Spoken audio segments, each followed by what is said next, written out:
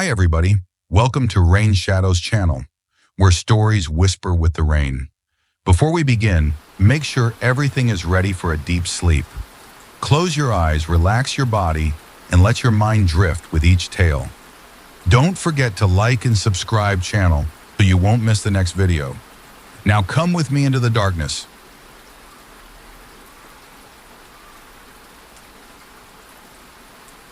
When I opened my eyes, everything looked fine. The ceiling was the same pale off-white as always, with the faint water stain that had never quite gone away no matter how many times I painted over it. The fan spun slowly, creaking with that familiar rhythm I'd stopped noticing years ago.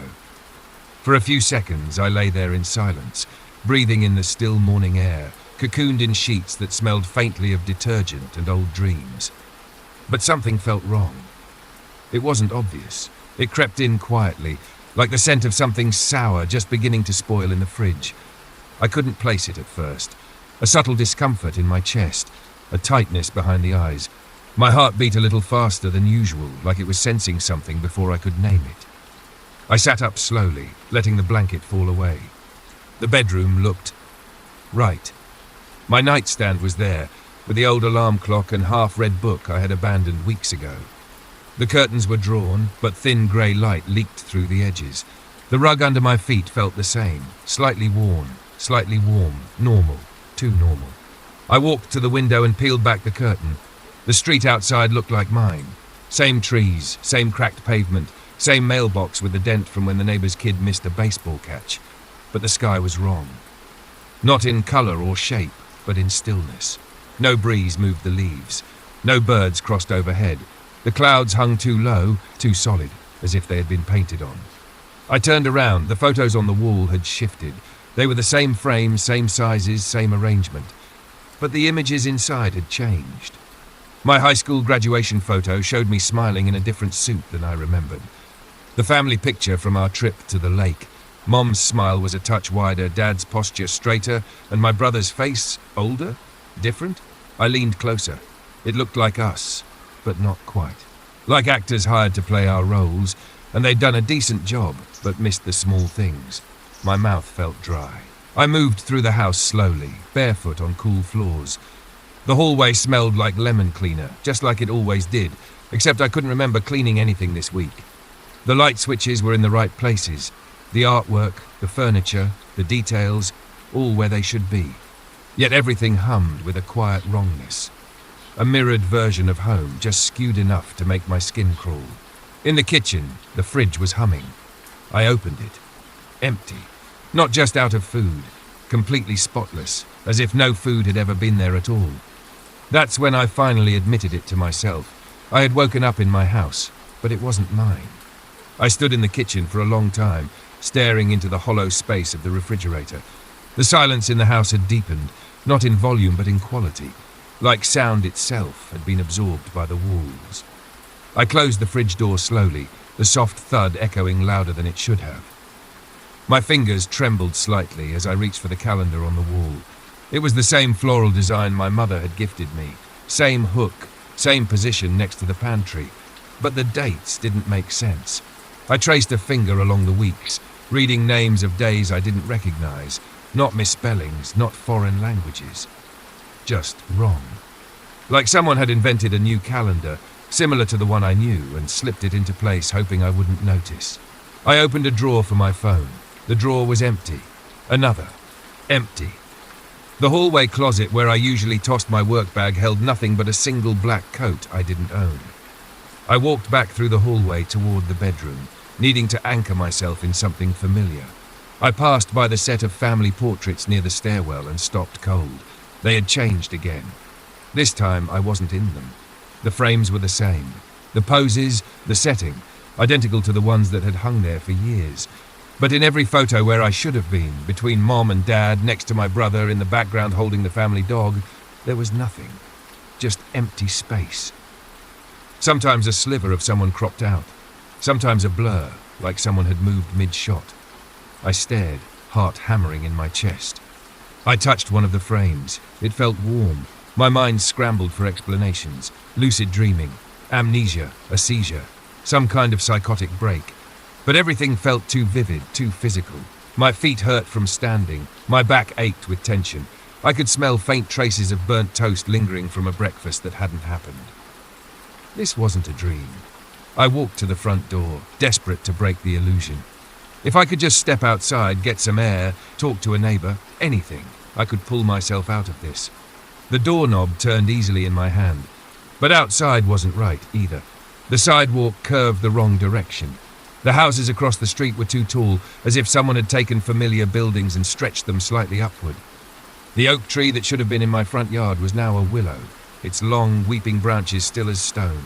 No wind, no birds, no cars, no sound. And yet something moved. A flicker of motion at the edge of the street. A blur, too fast and low to identify. It vanished before I could focus. I stepped back inside, closed the door, bolted it. This wasn't my home. It was something pretending to be. The door clicked shut behind me, muffling the world outside into an unnatural silence. I stood there, hands still on the knob, the lock sliding into place with a soft metallic click. It should have brought relief. It didn't. The silence inside the house was thicker than before. Not just stillness, but absence. Like the very air had been emptied of life and filled with something expectant. I walked back toward the hallway, each footstep sounding wrong. Hollow.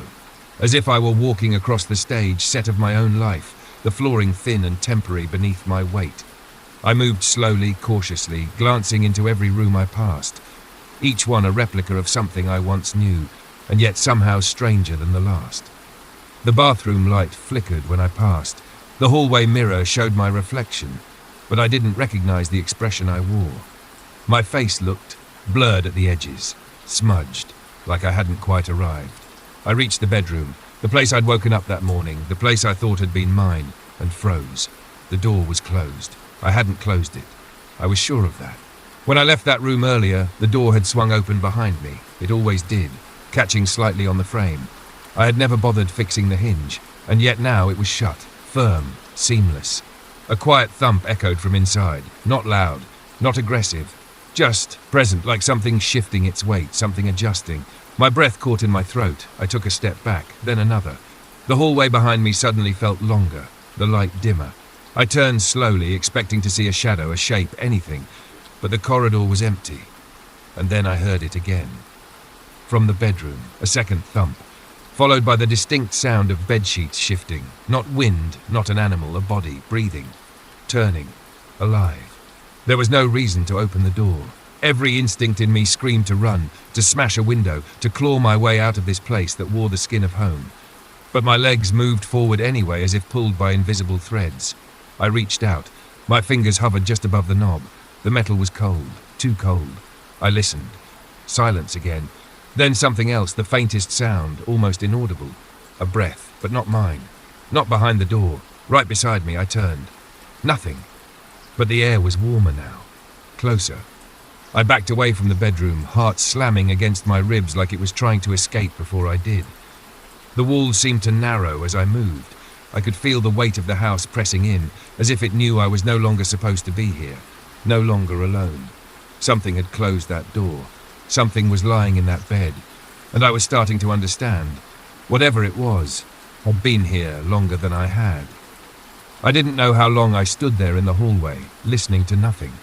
The silence had shape now. It wasn't emptiness, it was presence. Something was holding still on the other side of the door, and something was watching from behind me, just outside the reach of my senses. I had to see. I don't know why. Curiosity, maybe. Or the sick instinct that sometimes makes people stare into the dark, just to make sure something is there. I stepped forward again.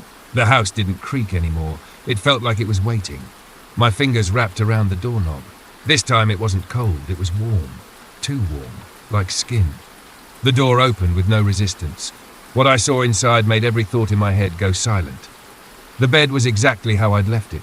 Same blankets, same pillow, still shaped from where I had risen that morning, except I was still in it. I stood there, staring at the back of a figure lying under the covers. My back, my shoulders, my hair. I couldn't see the face, but I didn't need to. It was me, perfectly still, breathing, softly, rhythmically, as if locked in a dream. And suddenly I understood everything. I hadn't woken up. I was still asleep. Or worse, something had stepped out of that sleeping version of me. Something that didn't belong in this world. Something that now wore my shape, walked in my skin, and wandered this distorted copy of my life. And I was what had been left behind. The sliver. The remainder. The echo. The house wasn't a place. It was a threshold. And I had crossed it. I backed away from the bed, feeling the pressure build behind my eyes like a migraine made of noise. The walls groaned now, softly, as if they were breathing with me, or against me. The hallway behind me had disappeared, or maybe it had closed. Either way, there was only the room, and the thing in the bed. I watched, horrified, as its eyes opened. It didn't move, didn't sit up, just stared. Its face was mine, but wrong, smoother, expressionless, and those eyes, there was nothing behind them. No thought, no fear, just vacancy. But then they blinked, and I felt it. My own vision blurred, my knees buckled. Something pulled at my chest, not physically, but deeply, like a string inside my ribs was being tugged toward the bed. The figure in the bed smiled, just a twitch at the corners of its mouth, and suddenly I knew. It wasn't trying to scare me. It was waiting for me to lie back down, to return, to surrender. Because I had never truly left. Because I was never supposed to wake up.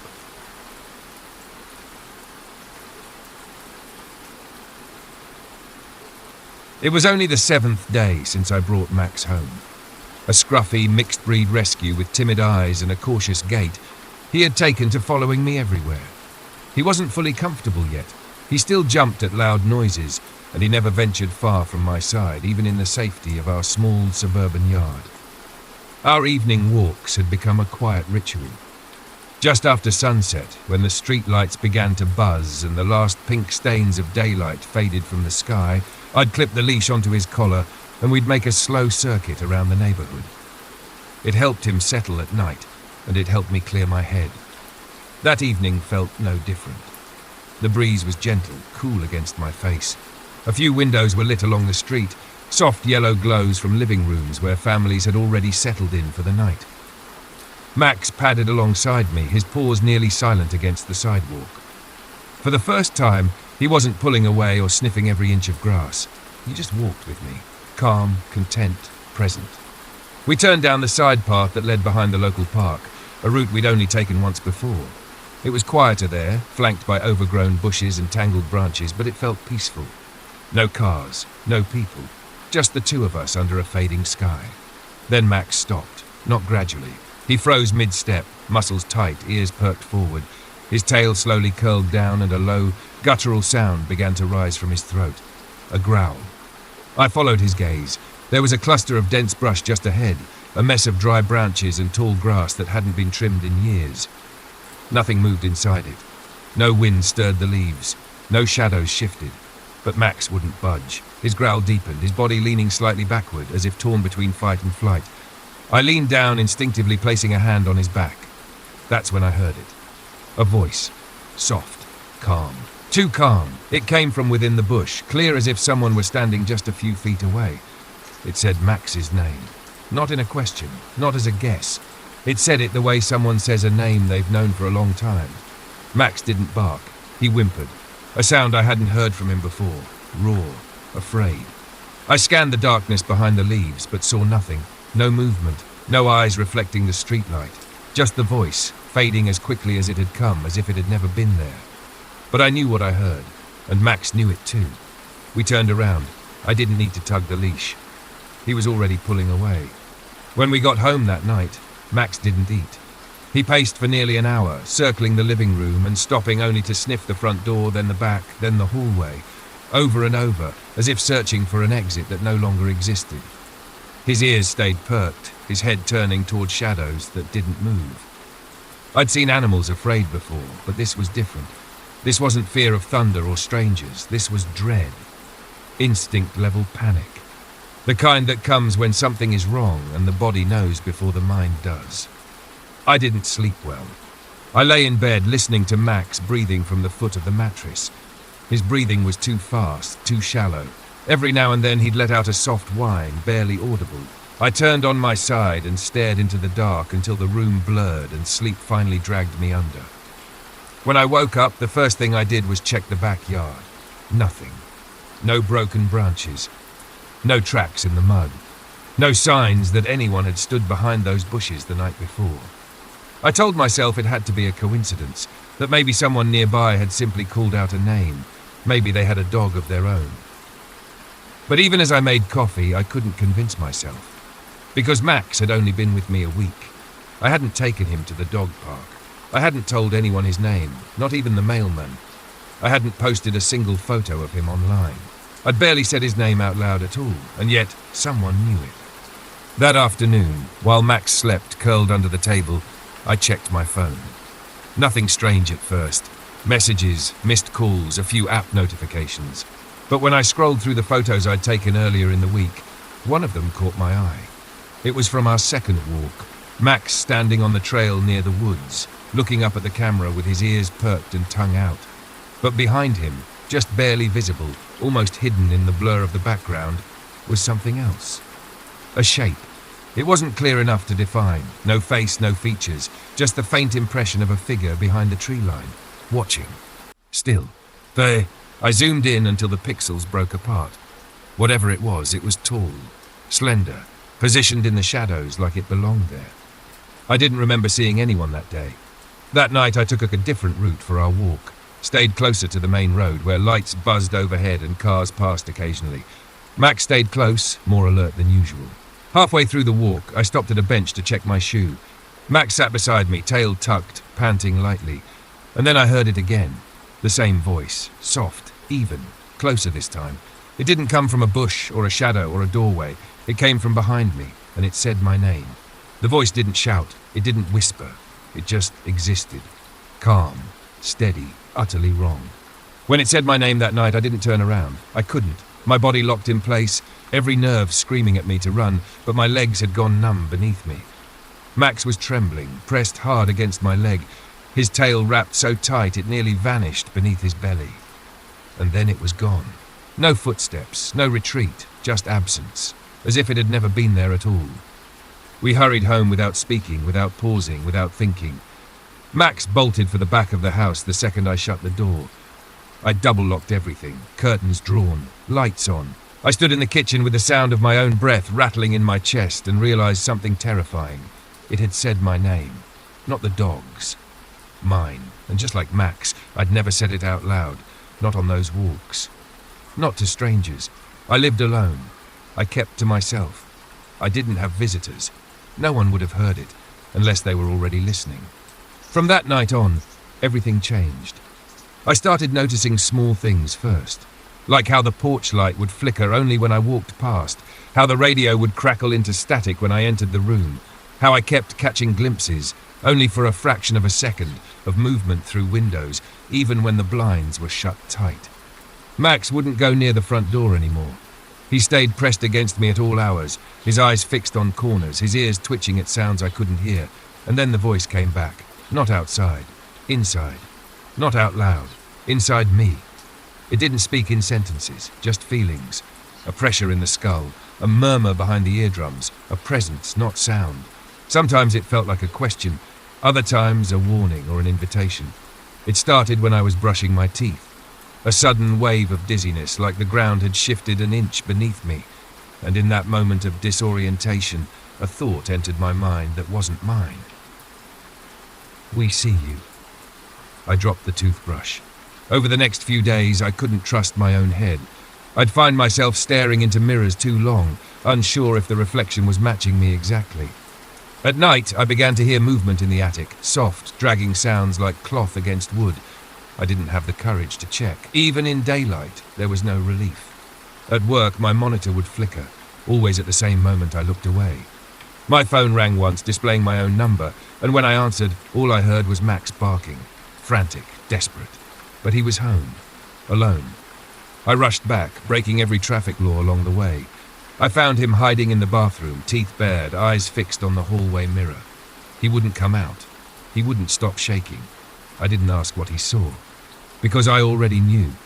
I started locking every door twice, then 3 times, then wedging furniture in front of them for good measure. The windows were nailed shut. I taped over the peephole, covered mirrors, shut off anything that could reflect. It didn't matter. The presence didn't need openings anymore. It was already inside. The voice no longer waited for night. It no longer came from the shadows or the trees or behind bushes. It was in my walls, my ceiling, my bones. It hummed just beneath every sound, a low vibration threading itself into the rhythm of the refrigerator, the hum of the lights, the static silence between breaths. And somehow it had become familiar. That was the most terrifying part, because over time, the fear started to rot. It didn't leave, but it changed, hardened, mutated. I stopped reacting, stopped jumping at the creaks, stopped chasing shadows across the floor. I wasn't okay. I was becoming used to it. And then Max disappeared. It was raining that night, cold sheets of wind whipping down from the hills, slamming into the siding of the house like fists. I was half asleep on the couch, trying not to listen to the whispering that came from the ceiling vent. Then the barking started. It wasn't frantic like before, it was primal, a sound I'd never heard him make, not just fear, but fury. A last line drawn in the dirt. I ran for the door. The moment I touched the knob, I felt it. Warm. Slick. Like something had just released it. The door creaked open on its own. The storm slammed into my face, soaking me instantly. The yard was empty. The gate was shut. No prints in the mud. No movement. Just silence. Max was gone. I searched the neighborhood for hours, in the rain, in the dark, calling his name again and again. My voice echoed down empty streets like a stranger's. No one answered. No one ever had. By sunrise, I came home soaked and broken. I walked to the front porch, hoping, irrationally, stupidly, that maybe I'd find him waiting. That maybe it had all been a punishment for something I didn't remember doing, and now it was over. He wasn't there, but something else was. At the threshold of my front door, sitting perfectly centered on the welcome mat, was his favorite toy. A rubber bone, chewed soft on one end. It was clean, too clean. And on top of it lay a folded piece of paper, slick from the rain but untouched by wind.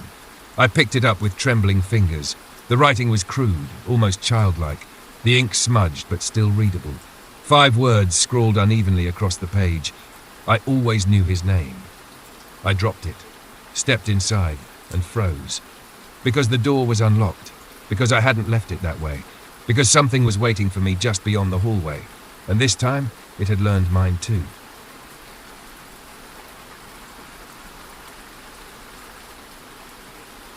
I woke up at 3:09 a.m. Not from a sound, not from a dream, just woke up. My eyes snapped open like I'd been pulled to the surface from something deep and silent. I lay there motionless for a few seconds, unsure of what had disturbed me. My body didn't ache. I wasn't thirsty. There was no storm outside, no creaking pipes or flickering lights, just darkness, thick and full. I turned my head slightly toward the nightstand. The digital clock blinked 3:09, then stopped. The numbers froze mid-glow. I waited for the next minute to tick over. It didn't. The fan in the corner had stopped spinning. The fridge hum, usually constant in the background, was absent. No power. Or maybe something else. Something quieter, deeper. I sat up slowly, the sheets slipping down my chest in a rustle that felt too loud. The air was still. Not cold, not warm. Just wrong. It pressed against my skin like static. There was weight to it, as if the entire room had thickened just slightly enough to notice. That's when I felt it. Not saw, not heard, felt.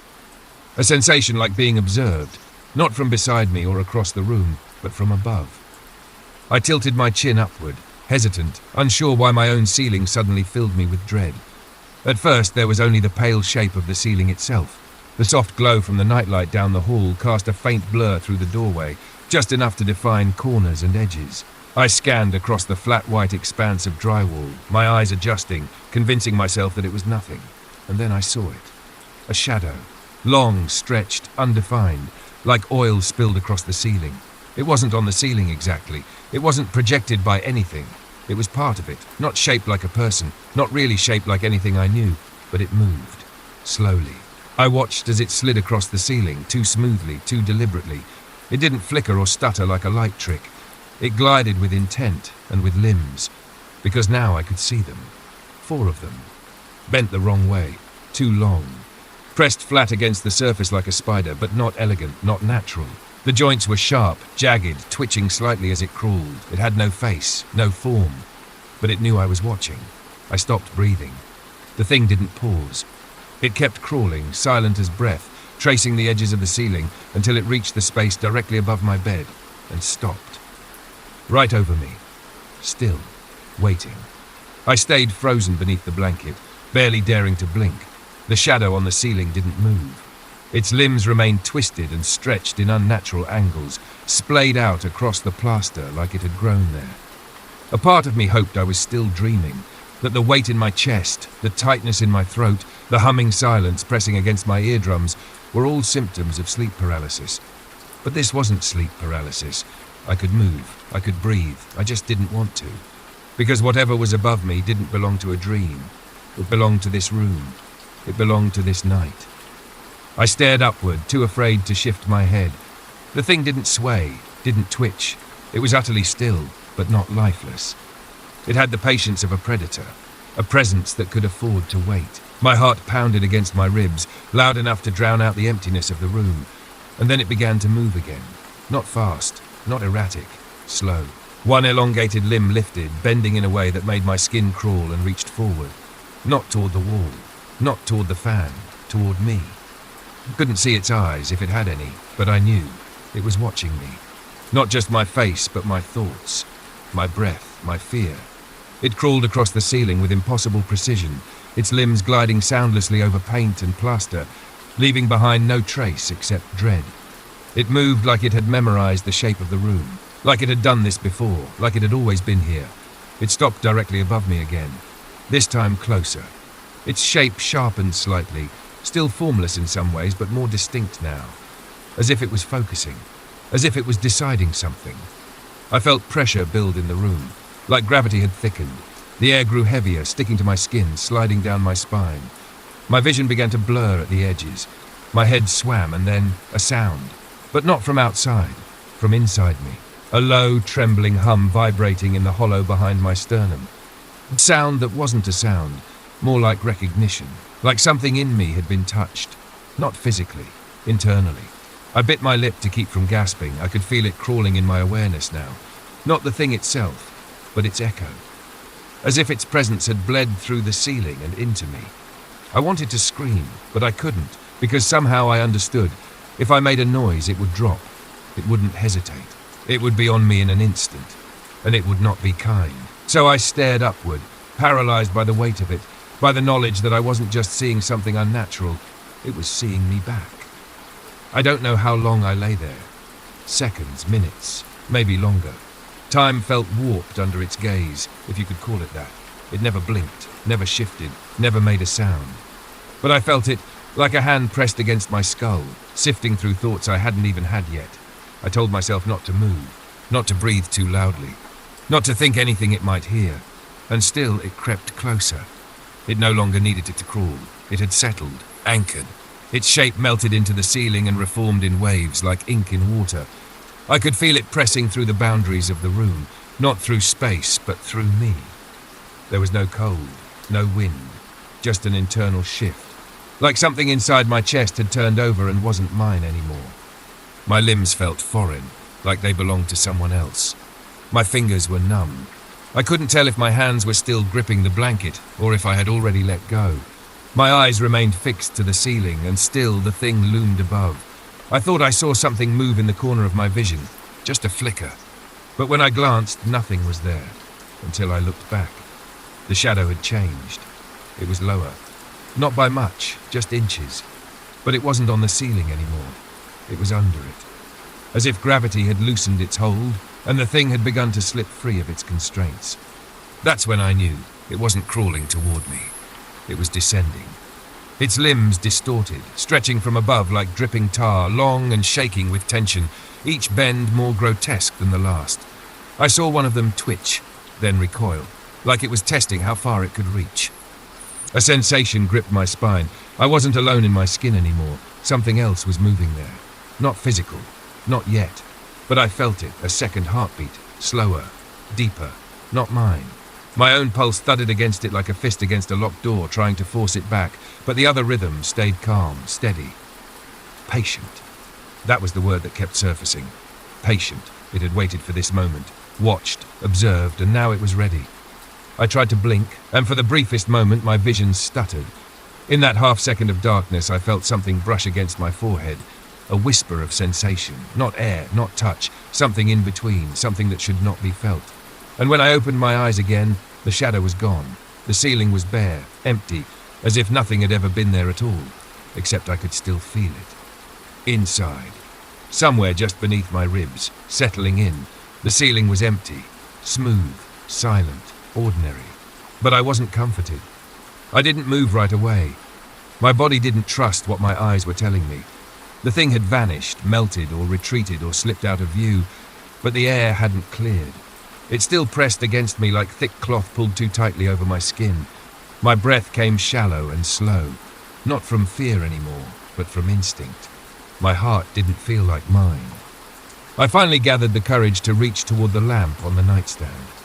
My fingers trembled as they found the switch. A click, then soft yellow light bathed the room. Shadows fell to their corners, shrinking into harmless crevices. I sat up. I expected the weight to lift. It didn't. My skin felt wrong, like a coat worn inside out. My fingertips were too sensitive, my chest too tight. It was as if something had borrowed my form and handed it back, but not entirely intact. I stood and walked toward the hallway mirror. That's when I noticed it. My reflection didn't move in sync. It was subtle, so subtle I might have missed it if I hadn't been looking for something. But there it was, a momentary lag. When I tilted my head, the reflection caught up half a breath later. A glitch, a delay, a presence not entirely aligned with me. I stepped closer. The glass looked normal. No cracks, no fog, but I didn't see myself in those eyes. They were mine in shape, in colour, but they weren't mine. There was no tension in the brow, no fear behind the stare, just calm, patient. Like something waiting beneath the surface. I turned slowly toward the window, needing fresh air, some sliver of reality, and that's when I saw it. The morning light had begun to bleed through the blinds. It cast long shadows across the floor, across the furniture, across the walls, but not across me. There was no shadow trailing from my feet, no outline stretching behind me on the wooden floorboards. Nothing. I lifted my hand toward the light, blinking in the glare. Still nothing. No shadow. I moved in front of the mirror again, watching my reflection mimic every movement. Too perfectly now. Too in sync, it smiled, I didn't. That's when I understood. The thing hadn't vanished. It had come down from the ceiling and crawled into the only space left. And it wasn't leaving. Not ever.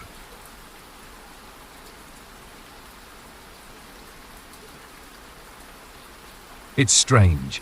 The silence that follows death. Not the loud kind of grief. The sobbing at funerals, the condolences, the weight of flowers and phone calls. No, that fades. It's the quiet that stays behind. The stillness in the hall at night. The untouched toothbrush in the cup. The half-full bottle of shampoo in the shower you both used. That's the kind of silence I've been living in since my twin brother died. Liam and I had shared everything since the womb. Same room, same laugh, same crooked tooth. We lived together into adulthood, not out of necessity, but because nothing ever felt quite right when we were apart. Our apartment was a rhythm we both understood. Who made coffee, who left lights on, who took the longer showers. It worked, until it didn't. He died 3 months ago. Car accident. I got the call in the middle of the night, and everything that came after felt like watching my life through a frosted window. Cold, blurred, slightly wrong. The funeral passed in a haze. Friends came, hugged me, said things I couldn't remember. I kept nodding, kept pretending I was still here. But I wasn't. Not fully. Because half of me had been buried with him. When I came back to the apartment, it felt like walking into a museum of our life. His shoes were still by the door. His jacket still hung on the back of the dining chair. I didn't touch any of it. Couldn't. I just moved quietly through the space, trying not to disturb the last traces of him. For the first week, nothing happened. And then one morning, I walked into the bathroom and found his toothbrush wet. I stopped in the doorway, heart skipping. I hadn't touched it since he died. It had sat in the holder untouched for weeks, stiff with dried toothpaste. But now, the bristles were dark, damp, fresh. I stared at it for a long time, trying to explain it. Maybe I'd accidentally splashed it the night before. Maybe I knocked over a glass and didn't notice. Maybe, but the cup it sat in was dry. The sink too. It was just the brush, used.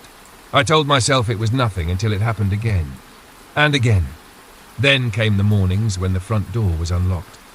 I always double-locked it. Always. I checked the lock twice before bed, a habit from growing up in a rougher part of town. But some mornings I'd wake up to find the bolt undone.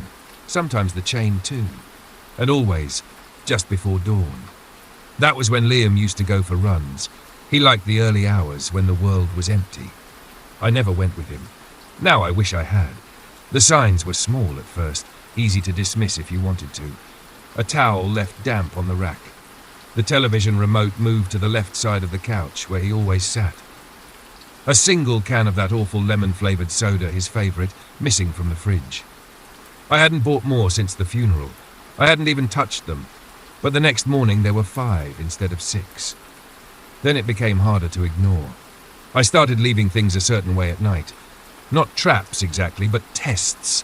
The coffee mug with the chipped handle, his mug.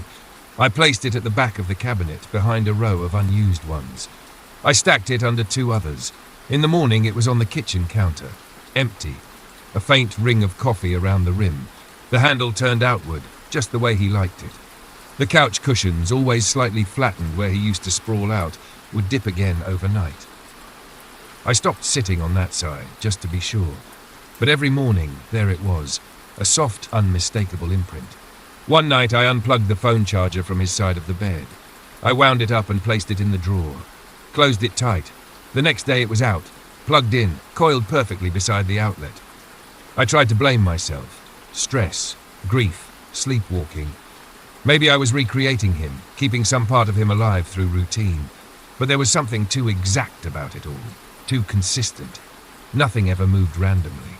Everything returned precisely where it used to be. And then came the night I checked the indoor camera. I hadn't looked at the recordings since he died. It felt invasive, like spying on something sacred. But after I found his running shoes moved from the closet to the front door, laces tied, perfectly aligned, I had to know. I opened the footage from 4 a.m. to 5 a.m., his usual window for morning runs. For 23 minutes, the hallway camera showed nothing. Just darkness and static hum. Then at 4:47 a.m., the time he usually left, the feed glitched, not entirely, just a soft flicker. A brief frame skip. The door unlocked, slowly, smoothly, and opened. No figure, no hand, no motion trigger, just the door, easing open on its own. It closed again. I watched the clip on repeat, trying to convince myself it was a hardware fault, a draft, a mechanical failure. But I knew better. The door didn't swing. It was pulled, like someone was leaving quietly, out of habit, out of routine. I shut the laptop and sat in the dark for a long time, listening to the creaks of the apartment. They weren't loud, just soft pressure in the boards. Familiar, like footsteps, like someone coming back home. It's one thing to live with memories, another to live with presence. At first, I clung to the small signs like they were pieces of him, comfort wrapped in confusion. But something changed. It wasn't just routines anymore. It was a tension, a sense of awareness, as if the apartment itself had started to lean toward me, as if I was never truly alone in any room, not even for a moment. It began in the mirrors. I stopped using the bathroom mirror at night. Every time I glanced at it after brushing my teeth, I felt something strange in my reflection. Not movement, not delay, just unease. My face looked the same, but the expression was subtly off. Not wrong exactly, just distant, as though the eyes looking back were waiting for something I hadn't said out loud. Once I caught a flicker behind me, just beyond the frame. A blur, a shape at shoulder height, gone in an instant. I turned around. Nothing. But Max, the cat Liam had rescued years ago, was sitting in the hallway, staring directly at the doorway to Liam's room. His ears were back. He wasn't moving. He didn't blink for almost a full minute. Then he hissed. That night I had the dream again. I say again, because I had had it a few times before, but hadn't connected the pieces until now. I'm standing in the living room, barefoot, wearing Liam's old hoodie. It's always cold. I look toward the hallway and someone is there, just at the edge of shadow. Not moving, not threatening, just watching. I never see a face, just the shape, familiar, comfortable in all the wrong ways. In the dream, I never speak. I never walk toward it, and it never comes closer. But I wake up sweating every time, my heart pounding, with the distinct impression that someone had been standing at the foot of my bed. Last night, I finally checked the mirror in the hallway again. I took a photo, just to prove to myself that I was being irrational, that my reflection was still mine. But when I looked at the photo, there were two figures. Not clear, not obvious. But there, I was in the center, holding my phone, eyes fixed forward. But just over my left shoulder, a dark blur.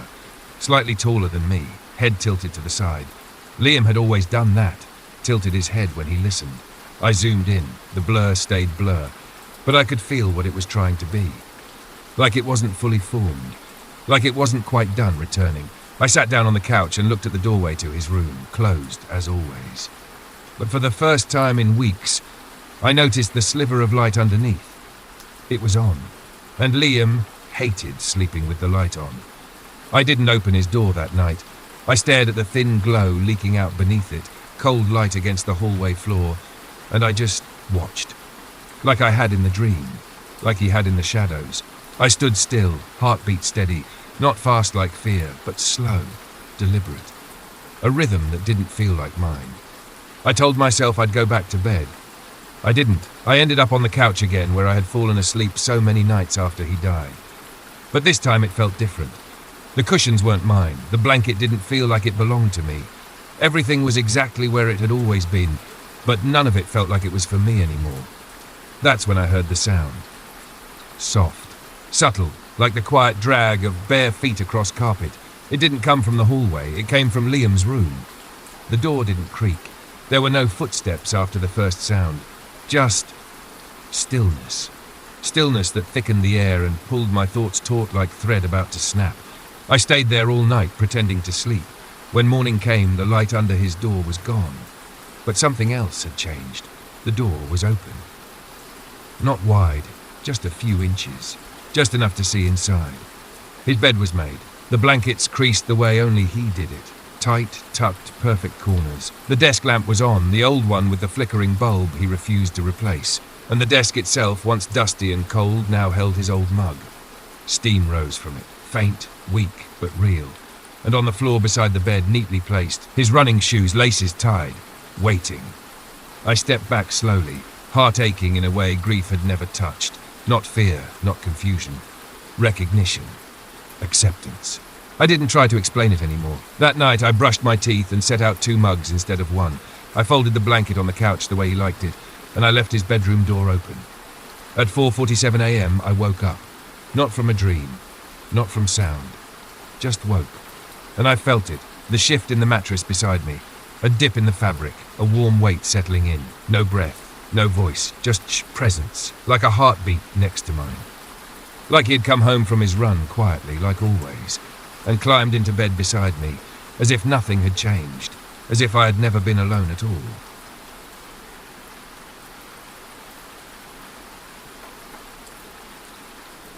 The house wasn't supposed to feel haunted. It belonged to my aunt, quiet, stubborn, always wrapped in thick cardigans and surrounded by old books and dust. When she passed away, she left everything to me. No children of her own, no surviving siblings, just me and the crumbling house at the edge of the woods.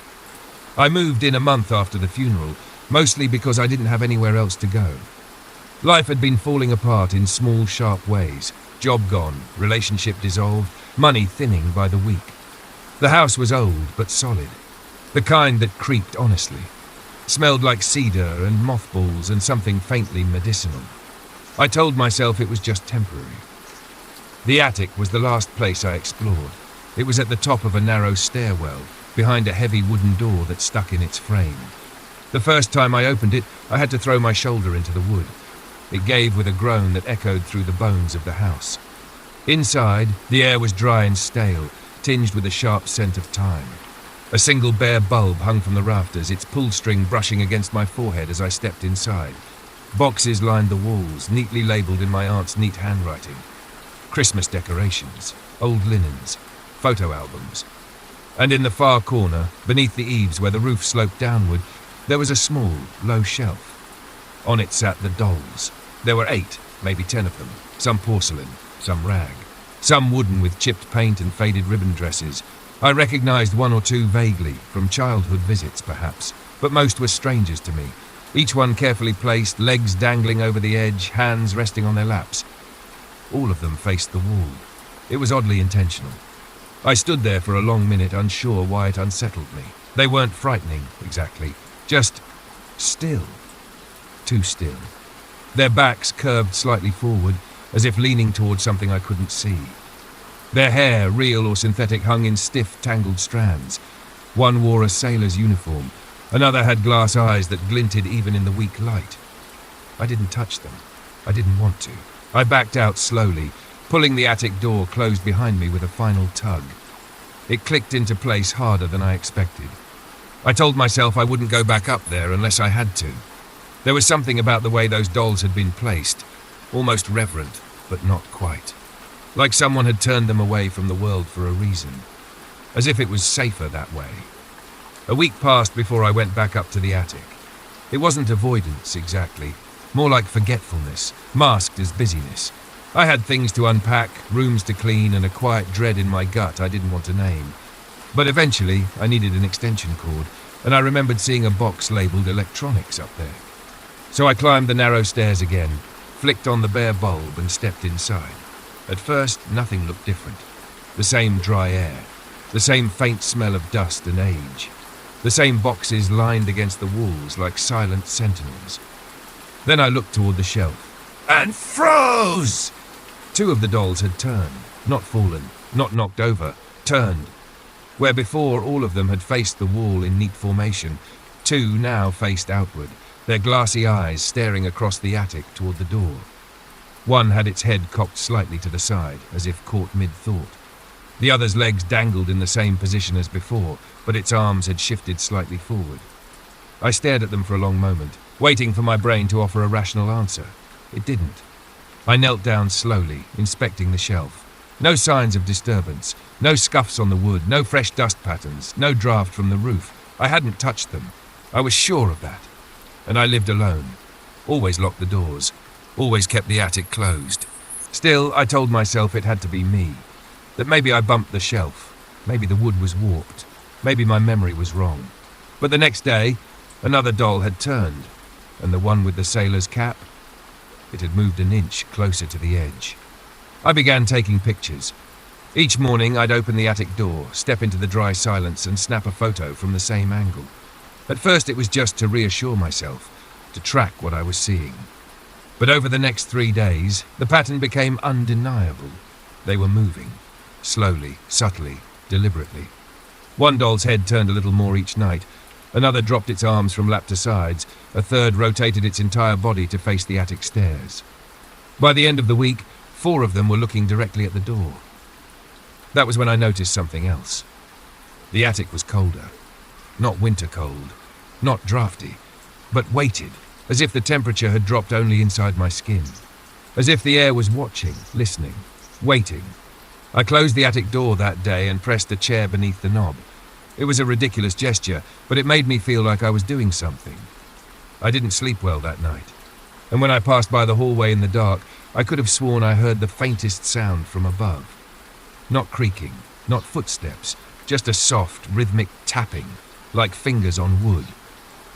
The tapping returned the next night. This time, it was louder, still soft, still hesitant, but undeniably real. Not random like a settling house or scurrying mice. It had rhythm, like a slow, curious knock. Tap, tap, tap, pause. Then again, and again, always from the ceiling, always above the hallway. I told myself it was wood expansion, air pressure, a tree branch, anything. I told myself enough lies to stay in bed, but the sound didn't stop. It came in short waves, long enough for me to drift toward sleep, only to be pulled back by that hollow, gentle drumming. By the 4th night, I started sleeping with a light on. It didn't help. The next morning, I found the attic door cracked open, just an inch. I hadn't opened it. I was sure I hadn't. The chair I had wedged under the knob was pushed back, just slightly, but enough that it no longer touched the door. It had been moved, carefully, quietly. That day, I didn't go to the attic. I couldn't bring myself to touch the door, let alone climb the stairs. But that night, the tapping grew bolder. Now it sounded like movement. Not footsteps exactly, but something shifting its weight across the floorboards. A soft, dragging friction, followed by tiny, irregular thuds, like something was hopping or crawling. I stared at the ceiling above my bed, counting heartbeats.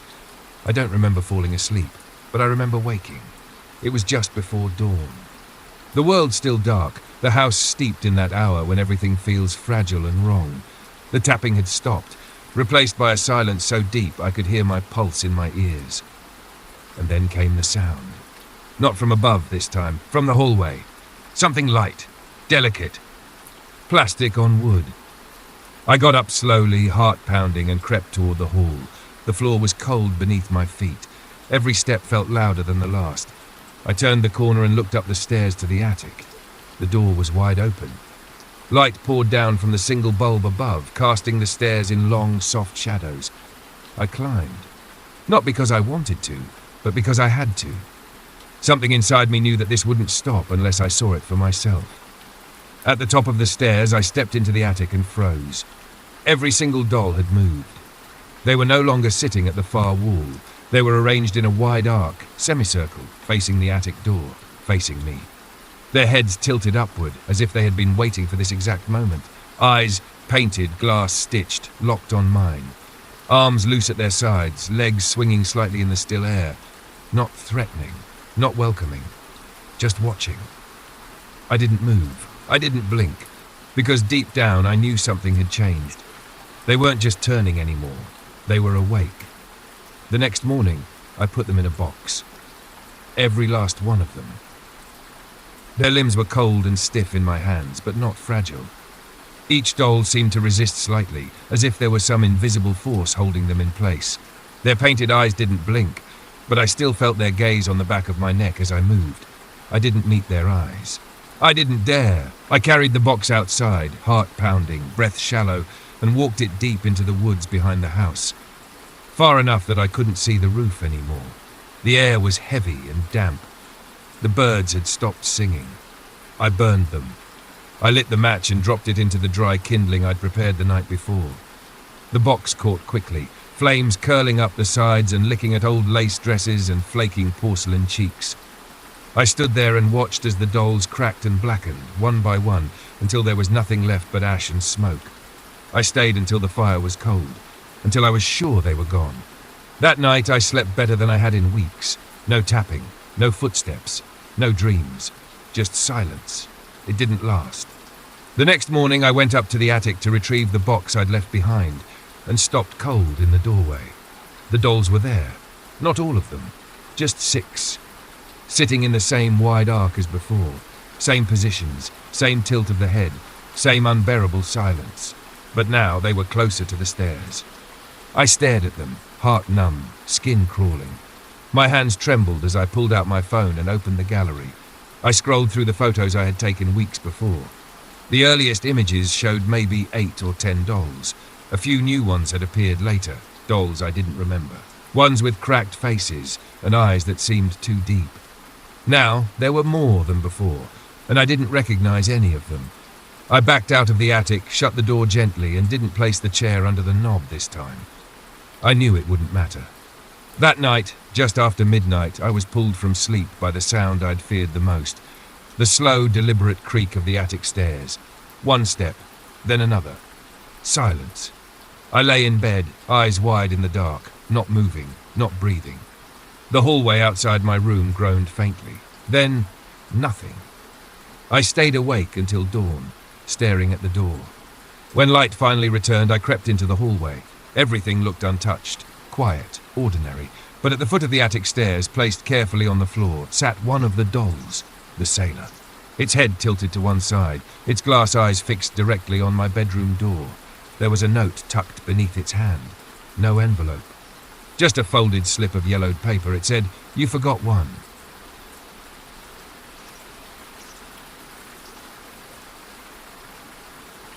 It started with the mirror. Not in a dramatic way. No cracking glass, no sudden flashes of movement. Just a feeling. One of those subtle, low-tide sensations that creeps in at the edge of awareness. The kind you can't quite name, but can't shake either. I'd lived in the same apartment for 3 years. Small, quiet, predictable. The bathroom was the only room without a window, and the only light came from the pale fluorescent fixture above the mirror. It buzzed faintly when turned on, barely noticeable under normal circumstances. But over the past few weeks, that buzzing seemed louder. The air in that space felt denser, heavier.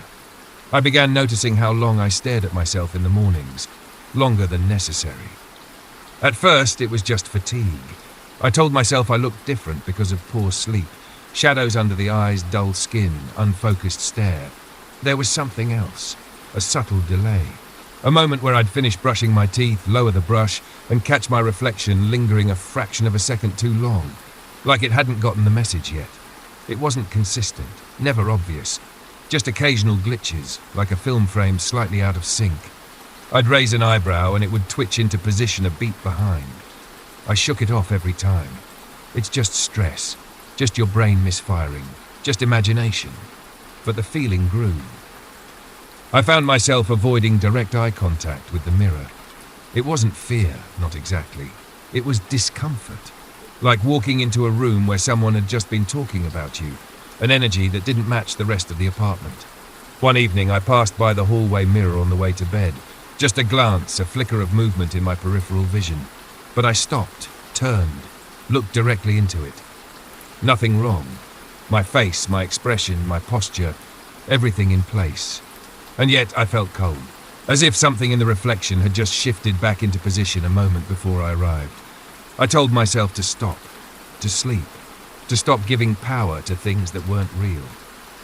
But the next morning, as I stood in front of the bathroom mirror, drying my face with a towel, I noticed something that left my hands frozen mid-motion. I hadn't. Just once, a soft, natural blink. But my eyes had still been wide open. I stared at the mirror, too stunned to move. And in that silence, in that stillness, I saw my reflection smiling. Barely. Just a twitch at the corner of the mouth. Gone the moment I noticed. Like it knew I was paying attention now. I didn't sleep that night. I lay in bed, eyes fixed on the ceiling, the image of my reflection blinking on its own, looping endlessly in my mind. It wasn't just unsettling. It was wrong in a way I couldn't explain. Like the world had tilted slightly, and no one else noticed.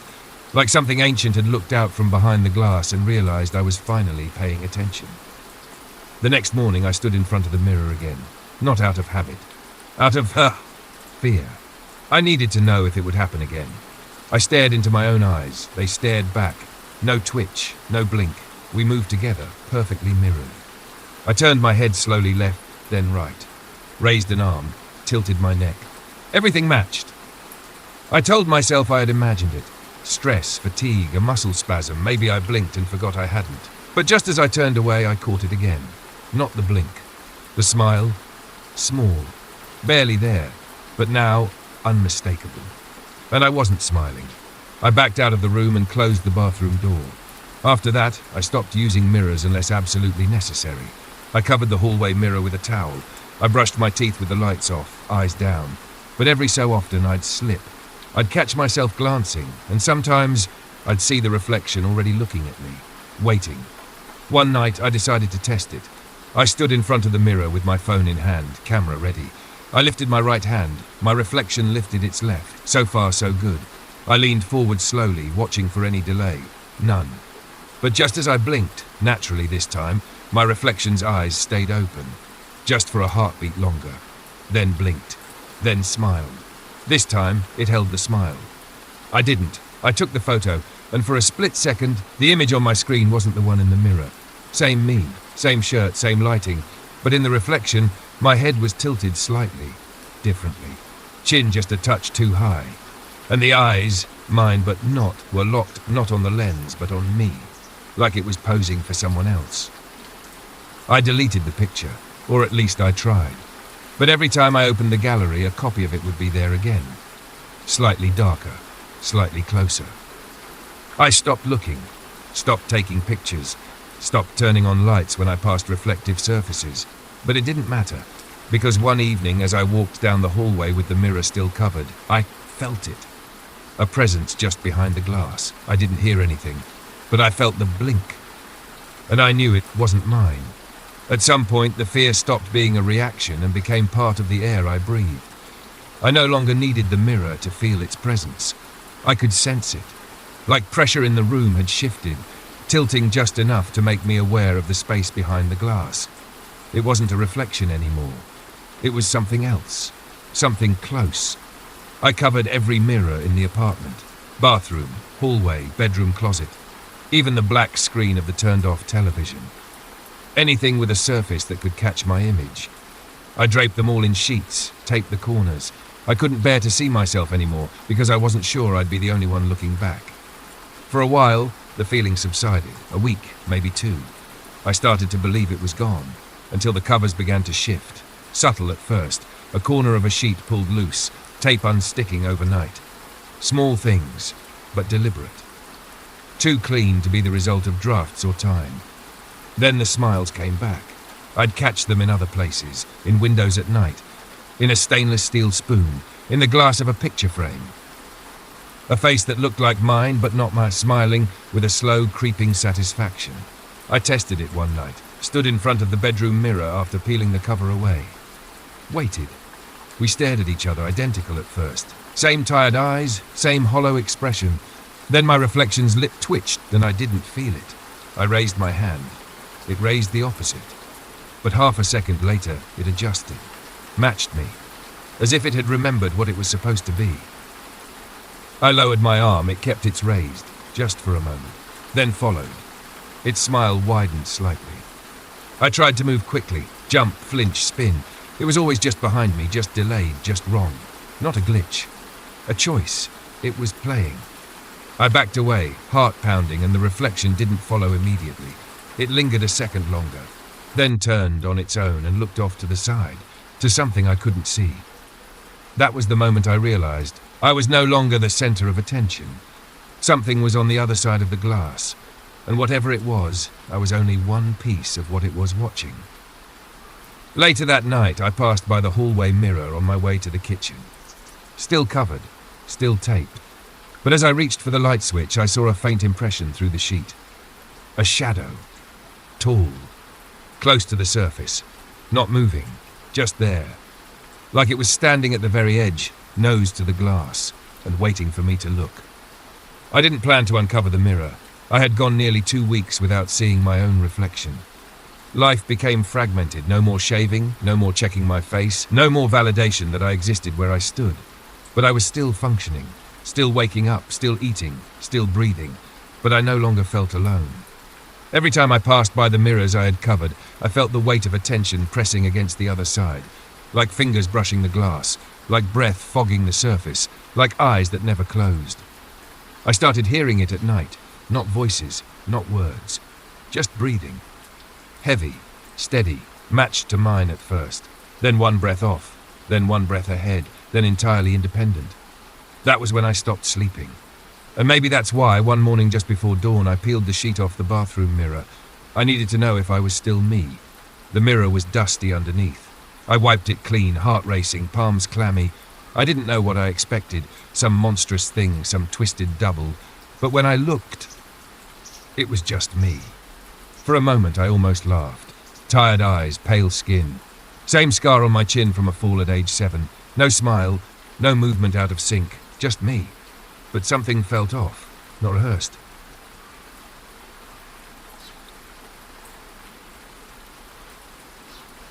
Like it had been preparing for this moment. I leaned in slightly, squinting at the details, eyes, mouth, breath, all perfectly timed. And then it blinked.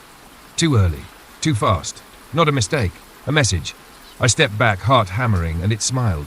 Not a twitch this time, a full, slow, deliberate smile that stretched too far for comfort, and I didn't feel it on my own face. It was smiling at me, not with me. I turned away. The smile remained. I could feel it on the back of my neck like heat. I dared myself to turn again, to look back and prove it had stopped, but I already knew it hadn't. That night I smashed the mirror, glass everywhere, but the reflection didn't leave. It followed, appeared in the TV when it was off, in the oven door, in puddles on the street, always smiling, always moving just slightly out of time. Like it had taken a step forward, and I hadn't. Then 3 days ago, I woke up and looked into the small mirror on my phone's screen. I wasn't there. Someone was. Someone who looked like me, but older, tighter around the eyes, wearing clothes I didn't own, holding my phone in a room I didn't recognize. He blinked, then smiled, and raised his hand to the glass. I haven't looked into a mirror since, but I can feel it now. The cold on the inside of my skin, like I'm not standing in front of the glass anymore, like I'm standing behind it, smarting. I hadn't been back home in almost 5 years, not out of neglect but out of life. Work, cities, distance, excuses. And then, like so many things, it took death to pull me back. My grandmother passed away quietly in her sleep. No pain, the doctor said. Just age settling in the way time does, with patience, then finality. The funeral was modest, a room filled with soft murmurs, polished wood, and the scent of lilies. My cousins, aunts, uncles, all gathered under one roof for the first time in years. There was sadness, of course, but also warmth, stories, a shared sense that she had lived a full life and we had come to honor it. The group photo was an afterthought. Someone suggested it as we were leaving the chapel, just a way to remember who had come. We gathered outside under the grey winter sky. The photographer, a neighbour, I think, snapped 3 pictures in quick succession, then offered us tired smiles before moving on. It wasn't until a few days later that I noticed him. I had been flipping through the digital album on my phone, tapping slowly through the shots from that day. The third photo stopped me. Not because of anything obvious, no blur, no odd lighting, but because of a face. A man stood in the far back corner of the group, just outside the shoulder of my aunt. Not posing, not smiling, just standing. His expression was unreadable. Downturned, perhaps. Grief-stricken or simply lost in thought. His clothes were old-fashioned, a wool coat buttoned to the neck and a dark cap pulled low over his forehead. I couldn't make out much more. He was in shadow, barely catching the light. I zoomed in. The resolution blurred slightly, but his features remained intact. Narrow eyes, sunken cheeks, pale skin. A thinness that suggested long illness or long absence. Something about him made me feel uneasy. I couldn't place why. I showed the photo to my mother first. She squinted at the screen, then shook her head slowly, said she didn't remember him. Maybe a friend of Grandma's from the old neighborhood, she guessed. Someone from church. One by one, I asked the others. No one recognized him. Not a single person. Not even the neighbor who had taken the photo. He wasn't in the guest registry. No name, no condolence note, no trace of arrival or departure. Just a man in the picture. Standing apart, yet somehow completely present. At first, I told myself it didn't matter. Maybe someone had brought a friend. Maybe he wandered into frame. But then I looked at the other 2 pictures. The first one, he was already there. The second, he had stepped slightly closer. And in the third, he was looking directly at the camera. Directly at me. I tried to forget about him. I really did. But that third photo wouldn't leave me alone. I kept coming back to it. Zooming, studying, comparing his placement, his expression, his stillness. There was something about the way he looked into the camera that felt less like being caught in the moment and more like he knew, as if the lens was there for him. That thought sat in my head like a nail. So I did what anyone would do. I went digging. My grandmother had been the de facto family historian. She kept everything. Photo albums, birthday cards, ticket stubs, yellowing newspaper clippings, all organized in boxes under her bed. My mother had moved them to the closet in the guest room after the funeral. I opened the first box the next evening, half out of curiosity, half out of a need to ground myself again in something real, something explainable. The first album was from a family picnic in 1996. I wasn't even 10. Pages of smiling faces, plastic lawn chairs, paper plates and sunburns. But on the last page, in the background of a group shot near the lake, I saw him. Standing between 2 trees, far enough that his face wasn't clear, but the posture was the same. Thin shoulders, long coat, a small figure just at the edge of belonging. I froze, and then I flipped to another album. Christmas, 2004. There he was again, outside the window, barely visible through the glass behind the tree, watching. My hands started to sweat. It kept going. New Year's Eve, 2011. Family reunion, 2015. My uncle's wedding. My cousin's graduation. Each time, the same figure. Sometimes closer, sometimes farther. Always half hidden. Always alone. No one ever spoke to him. No one ever seemed to see him. But he was there. Always there. The worst part was the consistency. He never aged. Over nearly 2 decades of photos, his clothes never changed. That same wool coat, that same expressionless face. His posture varied slightly, sometimes hunched, sometimes upright, but his presence was constant. Deliberate. I began to question my own memories. Was he really there? Had I just never noticed? Were my eyes skipping over him, editing him out like background noise? I went back to the most recent family photo albums, ones I'd taken myself over the last few years on my phone. And he was there too. Not in every picture, just the group ones, always at the edge, just enough to escape notice. Until now. I scrolled back to the funeral photo, the last one, the third, where he stared into the camera. I zoomed in again, hands shaking. And this time I realized something I hadn't before. His eyes weren't just looking at the camera. They were looking past it. At me. I couldn't sleep, not after what I'd seen in the albums. Not after flipping through 2 decades of memories and finding him there, over and over, like a shadow stitched into the fabric of my family. I needed answers, something tangible, something rational. That's when I remembered the security footage. We had installed a camera above the entryway to the funeral home, mostly for practical reasons. It recorded everyone who entered and left through the front doors. My cousin had also placed a portable camera on a tripod near the back of the room, pointed toward the casket and rows of chairs. It wasn't professional, just meant to help my uncle archive the day for distant relatives who couldn't attend. The files were saved onto a flash drive, which I borrowed under the pretense of making digital backups. No one questioned me. No one knew what I was looking for. I started with the outdoor footage. It was mundane, quiet. Guests arriving in dark coats, exchanging hugs, bowing their heads, frame after frame of familiar movements, familiar faces. I watched the timeline carefully, searching for the man in the wool coat. I rewound, fast-forwarded. Paused. Scanned. Nothing. No sign of him entering. No sign of him standing outside. No approach, no hesitation, no arrival. Just absence. My throat tightened. I moved to the indoor footage. It felt invasive to watch. Too raw, too still. But I pressed on. I fast-forwarded to the moment I remembered most clearly. The group photo. A handful of us were gathering, fidgeting into place. People joked. A few adjusted their jackets. Someone fixed my aunt's scarf. Then the shutter clicked. Once. Twice. 3 times. I slowed the playback. Stopped it at the exact moment the photo was taken. There was an empty space at the end of the line. A gap wide enough for a person to stand. But no one stood there. No figure. No movement. No man. I skipped ahead in the video. More chatting. More drifting. The group began to disperse. I paused again. Still nothing. I rewound the clip and stared hard at that one frame. The space where he had been. I placed my phone next to the monitor and opened the third photo. The one where he looked straight at me. In the photo, he stood behind my aunt's shoulder, half in shadow. In the video, he wasn't there. She was standing alone. It didn't make sense. It wasn't just that he didn't appear in the footage, it was that the space he occupied in the photograph had never been touched in the real world. He had no shadow, no sound, no weight.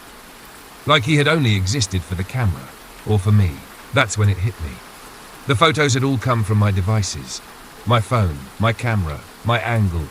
No one else had ever noticed him, because no one else had ever truly seen him. Not with their eyes. Only through a lens. Only through mine. It had been 3 days since I watched the video. 3 days since I realized he hadn't walked into the funeral. 3 days since I understood he had only ever appeared in my photos, through my lens, in my presence. I stopped taking pictures, disabled the front camera on my phone, turned off all notifications from cloud backups. I kept the mirrors covered, avoided reflective surfaces, started leaving the lights on even during the day. But none of it helped, because I no longer needed a lens to feel him near. I began to sense him in stillness, in quiet moments, standing in the kitchen, eyes closed, and feeling a shift in the air behind me. Sitting at my desk and catching a shadow slip just out of reach, always at the corner of the room. I tried to tell myself it was stress, the mind playing tricks, grief manifesting in a form my brain could process, until the envelope arrived. There was no return address, just my name, handwritten in tight, careful letters on the front. No postage stamp, no smudge from weather, just placed neatly inside my mailbox, sometime between dusk and dawn. I opened it slowly. Inside was a photograph, not printed on glossy paper like the funeral photos. This one was matte, older, softer. It had a strange weight to it. My hands began to shake before I turned it over, and when I did, my stomach dropped. It was me, sitting on my couch, eyes closed, asleep, the blanket half fallen off my legs, the television glowing faintly in the background. The photo had been taken from inside my apartment, from the hallway, and in the background, just behind me, in the open doorway to my bedroom, stood the man. Same wool coat, same sunken face, same downward stare. But this time he was inside. I dropped the photo. It fluttered to the floor, face up. I checked every door, every lock, every window, all secure. But I didn't sleep that night, or the next. And then another photo came. This time it was taken from the foot of my bed. I was curled under the sheets, eyes closed, mouth slightly open. And the man was closer now, standing beside the bed, one hand resting on the headboard. His eyes weren't downcast anymore. They were looking directly into the camera, directly at me. I never heard him enter, never heard the shutter, never felt the presence in the room. But I've started to feel him now. In the pause between blinks, in the flicker of dark when I turn off the lights, in the way my phone battery drains in the middle of the night, only to reveal new photos I didn't take. He doesn't need to be in the background anymore. He's in the room, he's at the door. And I think the next picture won't be of me sleeping. I think it will be of me looking straight into the lens as he finally steps through it.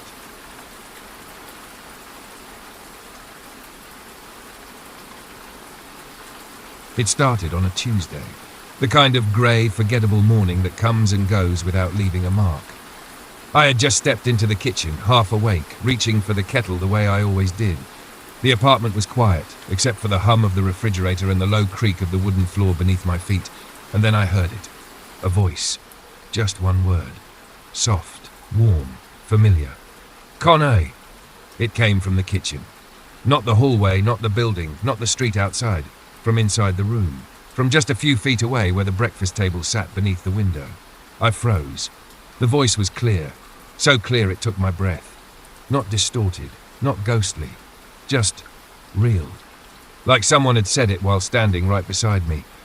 The kind of tone a mother uses when she's gently calling you to wake up, to come eat, to not be late. But I lived alone, and my mother had been dead for 10 years. I stood there for a long time, letting the silence settle back in. The hum of the fridge resumed its place in the room. The shadows on the wall didn't move. Nothing felt strange, and yet everything did. I turned slowly, checking behind me, knowing I wouldn't find anyone, but checking anyway. There was no one there. I chalked it up to sleepiness. A fading dream. The brain clinging to memory in the hazy space between night and day, until it happened again. The next morning. Same moment. Same voice. Same word. Like it had been recorded, pressed into the walls of the apartment and played on loop, timed to my routine. But this time it didn't feel like memory. It felt aware. I stood still, breath held, listening for footsteps, for movement, for anything. But there was nothing else. Just that single word, floating in the stillness like a drop of ink in water. It continued. Not every day, but often enough that I started waking with a knot in my stomach, already bracing for it. I tried turning on the radio, playing music, opening the window to let in traffic noise, anything to drown it out. It didn't help. The voice was never loud, but it never faded. Always soft, always clear, always from the same spot near the kitchen table. The table where my mother used to sit every morning, sipping tea, calling me in from my room with that same gentle tone. She used to wear this cream-coloured sweater, slightly oversized, and she'd always put out 2 bowls, even if I said I wasn't hungry. I hadn't touched that table in months.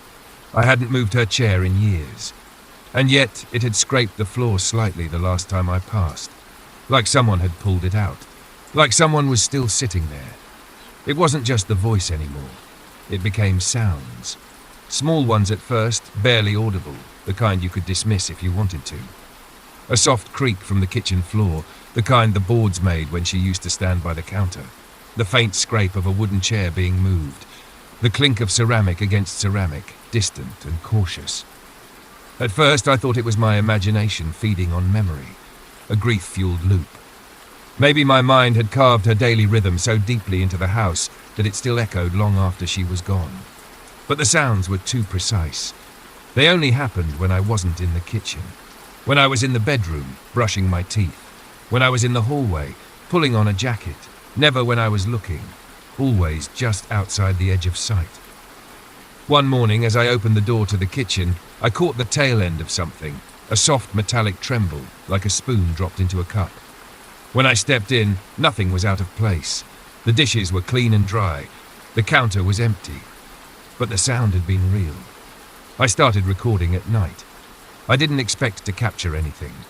It was just a way to convince myself I was imagining things. I set up my phone on the windowsill facing the small table and let it run while I slept. The next morning I listened through it on fast forward, mostly silence. Until just after 3:42 a.m. I heard it, a gentle clatter, then a low, almost imperceptible scrape, like fingers brushing across the table surface.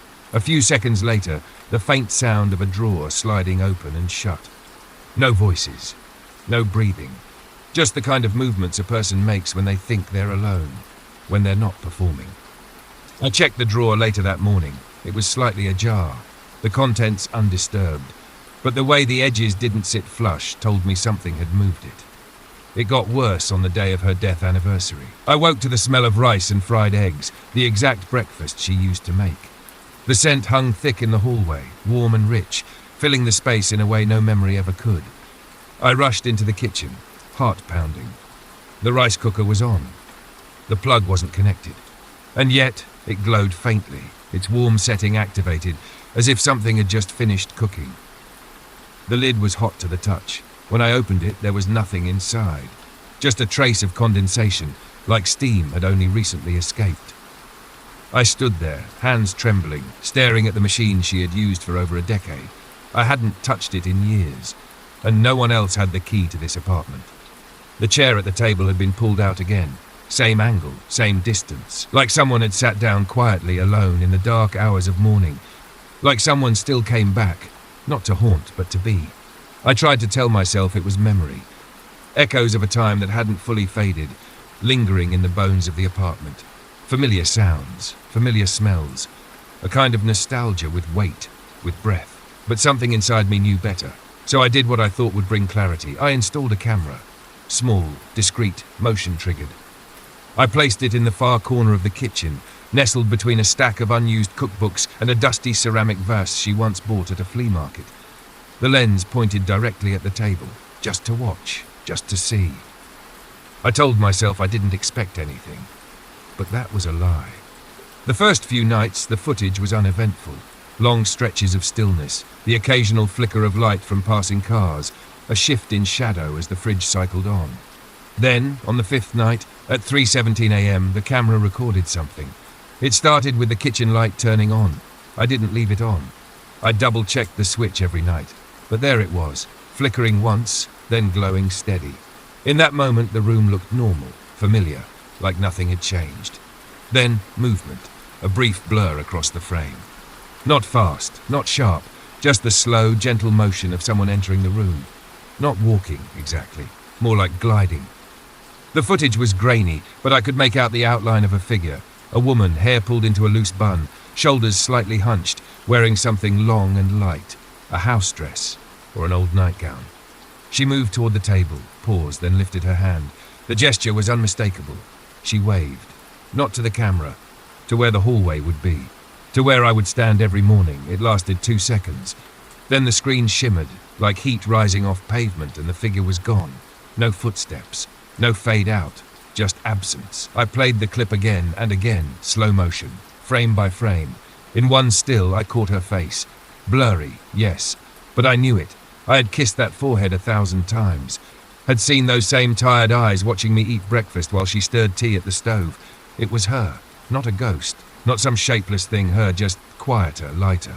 Like she was passing through a version of the morning that still belonged to her. I sat in the dark after watching, unable to speak. Not from fear, from recognition.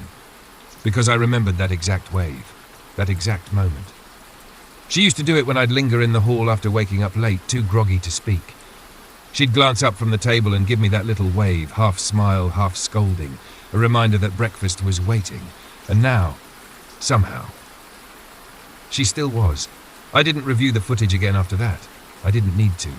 What I saw that night had already taken root, not in the camera, not in the walls, but in me.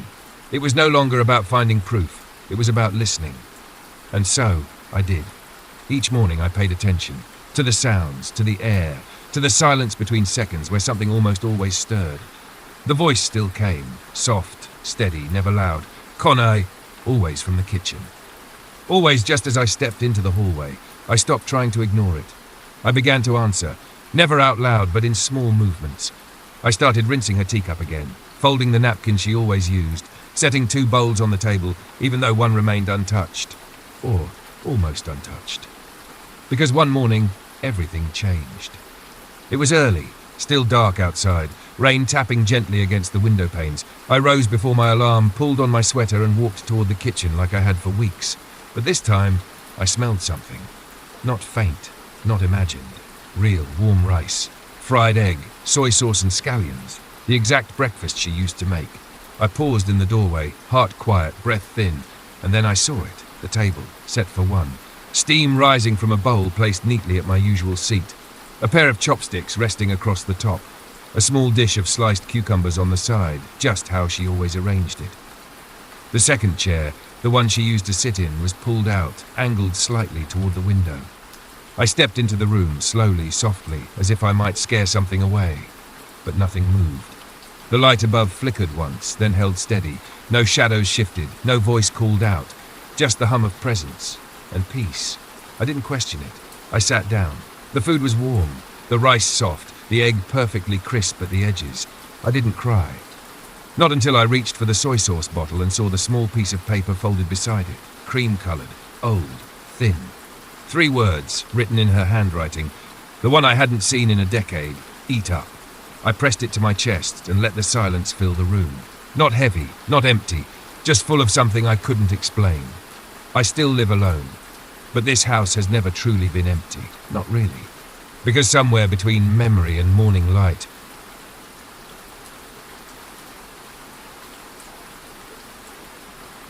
the house came with silence.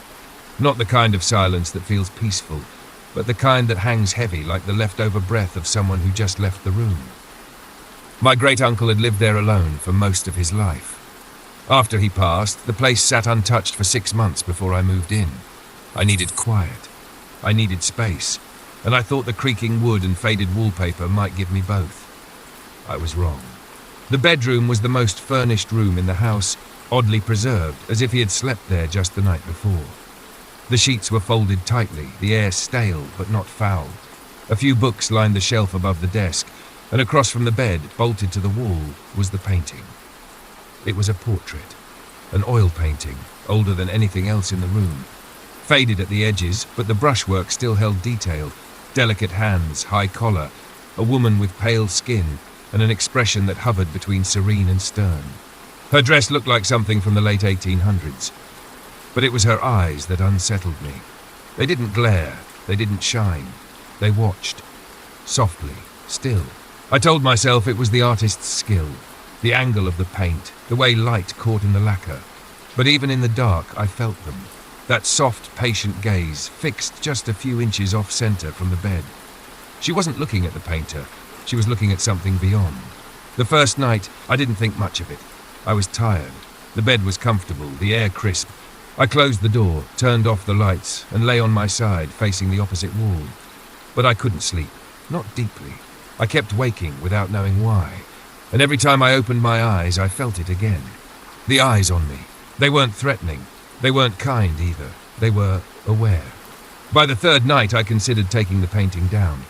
But when I approached it, something held me back. Not fear, not superstition, just a resistance. Like I'd be breaking a rule I didn't know I was agreeing to by staying in that room. So I left it, dust and all. I started covering it with a towel at night, but even then I felt it. A pressure, a weight. Not on my chest, but behind my eyes. As if something was waiting for me to close them, to let my guard down, to dream. I began sleeping facing the wall with the blanket pulled up to my ears, like a child, like something was across the room, and all it needed was a little more time. I stopped covering the painting, not because I was comfortable with it, far from it, but there was a growing sense, deep and irrational, that the act of hiding it was more dangerous than letting it watch. As if the thing behind the canvas took offence to being veiled, as if it preferred transparency, a direct line of sight. So I left it exposed, and that's when the changes began. Small things, impossible to prove. On the 7th night, I caught myself staring longer than usual before bed. Something felt off, though I couldn't quite name it. I stood at the foot of the bed and looked up at her eyes. Her gaze still sat soft, timeless, but something was different. I took a photo with my phone, just to have a reference. The next morning, after another restless night, I glanced at the painting again. This time it struck me almost instantly. Her pupils, once slightly directed toward the desk, now seemed to be shifted just a touch, toward the bed. I checked the photo. I wasn't imagining it. She had turned. Not her body, not her head, just the eyes. Just enough. I took another photo. The comparison was subtle but unmistakable. I told myself it was angle, light, the way shadows played tricks in the early hours. I stood in different spots, sat at the edge of the bed, looked from the doorway. The more I moved, the more convinced I became. Her gaze was following me. Each night I checked before sleeping. Each morning I checked again. And with each passing day, the shift became more pronounced.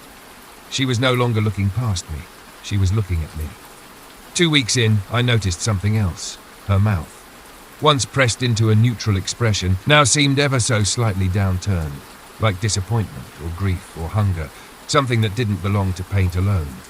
I began waking at 3:12 a.m. every night, not to sounds, not to dreams, just awake, eyes open in the dark, heart quiet, the ceiling above unfamiliar in the gloom, the painting always behind me, watching. One night I sat up in bed, unable to sleep. I turned slowly, facing her fully for the first time in days. The moonlight fell across the wall just enough to catch her face. Her gaze met mine, direct, unflinching, and for the first time I saw it clearly. She was no longer painted as if she were gazing into space. She was painted to watch someone sleep, specifically, consistently, and now, unmistakably, me. I began keeping the lights on at night. At first it was just a small lamp on the nightstand, then 2. Then the overhead light. I told myself it was temporary, just until I felt normal again.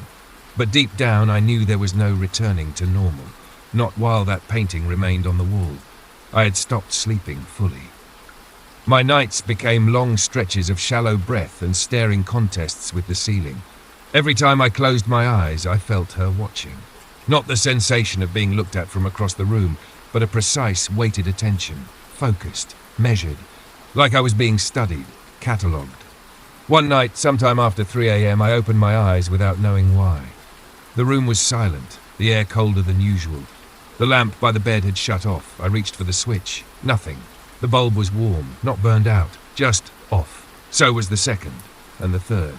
The power was still on. The hallway light worked when I checked, but all 3 lamps in the bedroom had gone dark. That night, I didn't sleep at all. Instead, I lay frozen, sheets pulled to my chin, staring at the painting across the room. Something had changed. Again.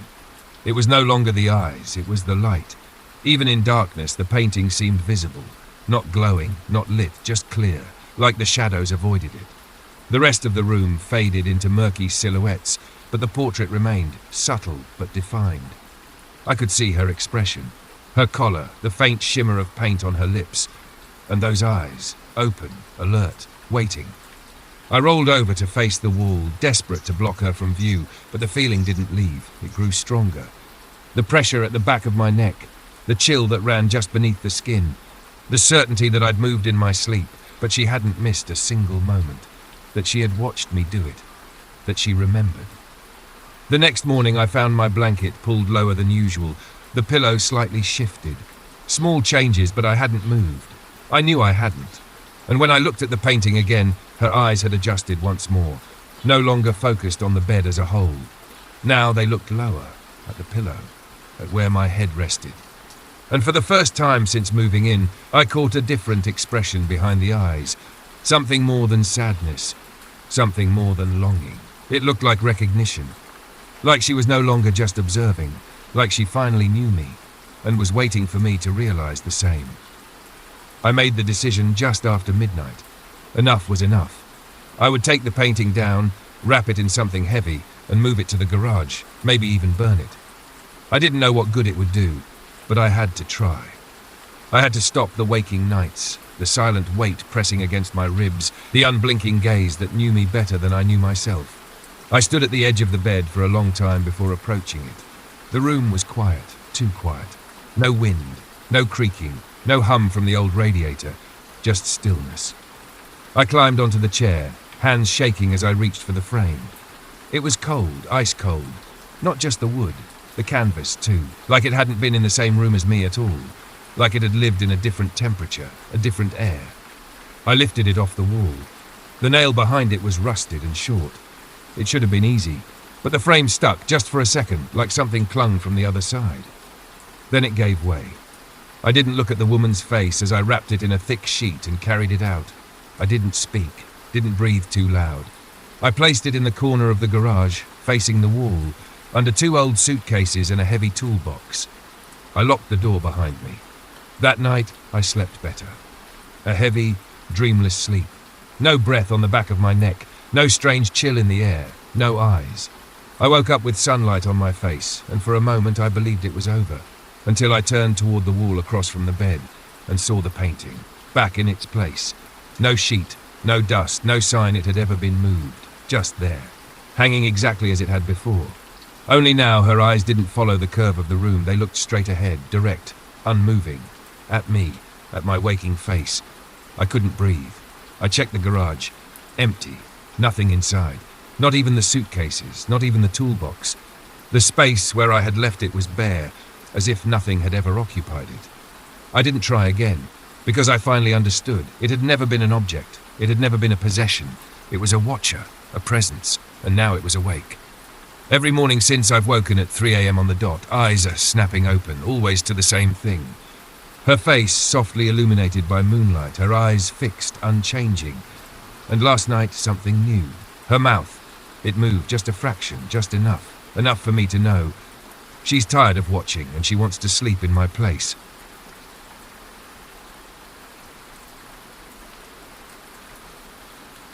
It was nearly midnight when I turned off the highway and onto the old service road that cut through the woods. I'd driven that way a dozen times before. It was longer, darker, and filled with too many turns, but it gave me quiet. I liked that. I liked the way the trees swallowed the noise of the world. On most nights it helped me think. But that night was different. The rain had started 30 minutes earlier. Not heavy, just a steady, thin mist that coated the windshield and turned everything outside into smeared shadows. The wipers moved rhythmically, slow and steady, and the yellow lines on the road slipped past like fading memories. My headlights caught nothing but trees and fog, until I saw her. She was standing just beyond the edge of the road, where the asphalt met gravel and the woods pressed close. A girl, young, maybe early 20s. She wore a long, dark coat soaked through at the hem. Her hair clung to her cheeks in wet strands, her arms folded tightly against her body. She didn't wave. She didn't signal. She just stood there, still, watching. I slowed down before I realized I was doing it. The road was too slick to stop abruptly, so I coasted to a gentle halt a few yards ahead and waited. The rain tapped lightly on the roof of the car. The engine idled low. My breath fogged the windshield. She moved without hesitation. Her steps were soft, almost too soft, and by the time I unlocked the back door, she was already opening it. The door creaked slightly. She climbed in, not saying a word, and closed it gently behind her. I didn't turn around. Not immediately. Something about the silence felt fragile, like a pane of glass between us and any movement might crack it. I glanced at the rearview mirror. She sat upright, arms still folded. Her face was mostly obscured by the collar of her coat and the shadows. She didn't shiver. She didn't shift. Just stared out the window. I waited a few seconds. Then I pulled back onto the road. The rain kept falling.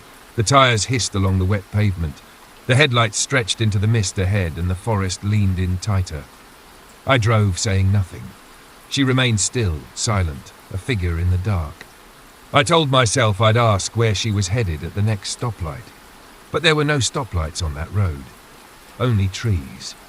And the slow, creeping realization that I hadn't heard the back door lock. The road wound endlessly through the woods, a narrow ribbon of slick pavement bordered by trees that pressed too close. I kept my eyes on the faint white lines, afraid that if I glanced anywhere else, I might see something I didn't want to. The silence in the car was unbearable. There was no movement behind me, no cough, no breath, no sound of wet fabric shifting against upholstery. And yet, I knew she was still there. I'd glanced in the rearview mirror only once since picking her up. Her face had been turned to the window then, obscured by shadow. But now every instinct screamed for me to check again. So I did. Slowly, my eyes flicked up to the mirror, and she was gone. The back seat was empty.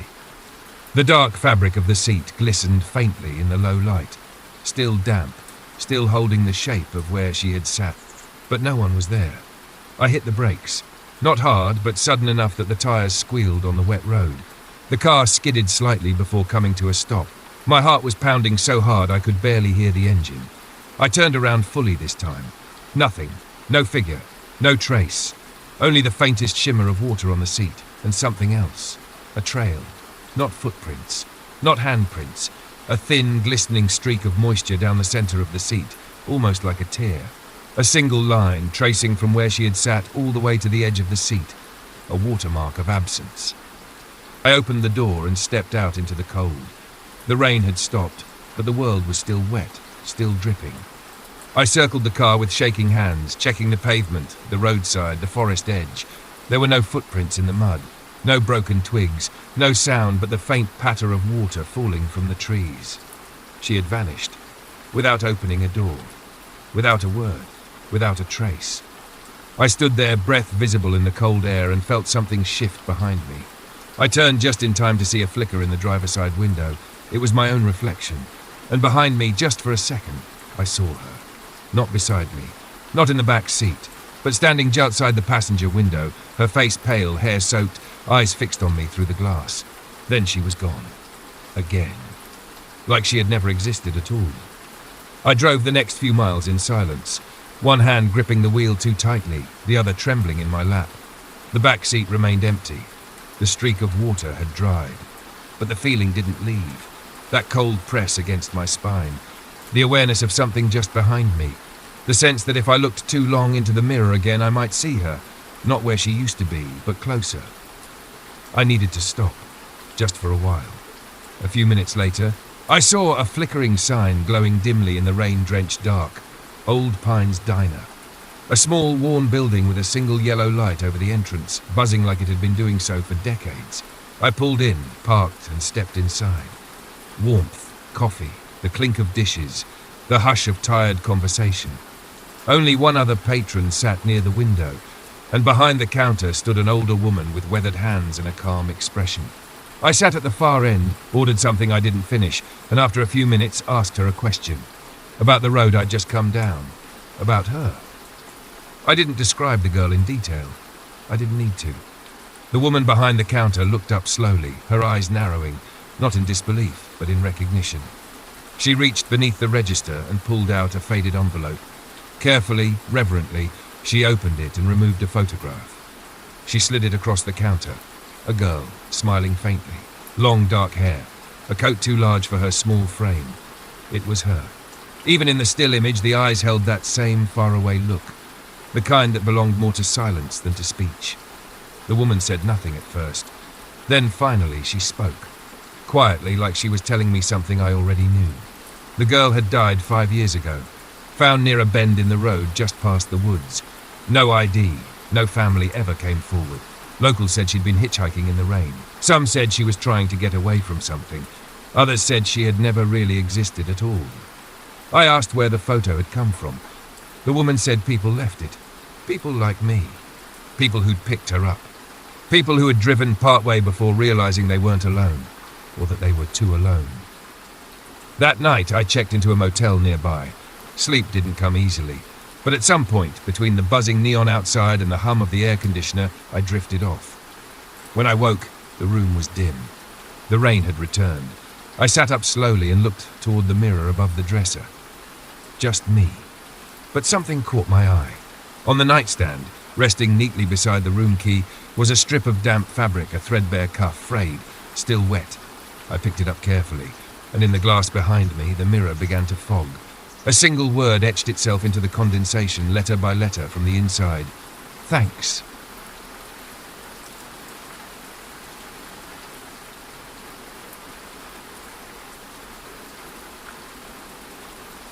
It started about 6 weeks ago. At first it felt like any other dream. Disjointed, abstract, quickly fading by morning. I barely remembered the details, just flickers of colour, vague sensations, and that faint, hollow quiet that always seems to come with dreaming. Except for one thing. There was always a man. Not doing anything. Not speaking. Just standing there. In the first dream, he was at the edge of a dense forest, just beyond a clearing. I was walking barefoot on damp grass, the air thick with fog. He stood between two trees, half in shadow, his figure upright, arms loose at his sides. I couldn't see his face, but I knew he was watching me. I woke up with my heart racing. The second dream came 2 nights later. This time I was in a hallway, long, narrow, lined with flickering ceiling lights. The floor stretched out endlessly, the walls humming with low mechanical noise.